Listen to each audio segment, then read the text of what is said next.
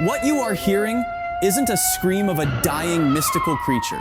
It's just firework. But why does it sound so terrifying? This is a strobe rocket, a special type of firework designed to flicker as it ascends.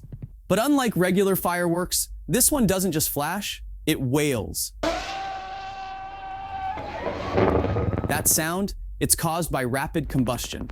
The metal powders inside ignite in pulses, creating that eerie, almost ghostly effect. And when it finally reaches its peak, it doesn't just vanish. It erupts into a dazzling starburst, making its final statement in the sky. Comment if you will try this on your neighbor.